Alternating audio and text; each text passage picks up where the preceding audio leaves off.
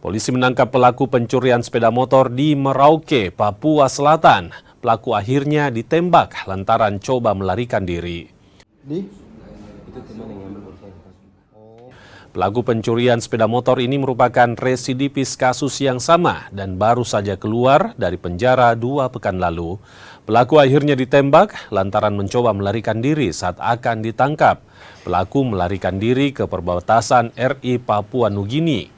Penangkapan pelaku pun dilakukan dengan bantuan Satgas Pengamanan Perbatasan. Kemarin mengamankan pelaku juga pencurian motor KLX. Jadi motor itu saat ini juga sudah diamankan sebagai barang bukti dan pelakunya juga sudah ditangkap.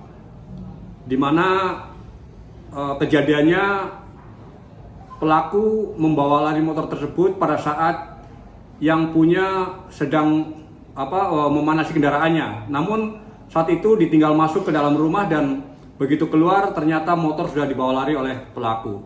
Dan ini langsung dimonitor oleh tim Opsnal, lalu tim Opsnal melakukan pengejaran hingga sampai melewati distrik Sota.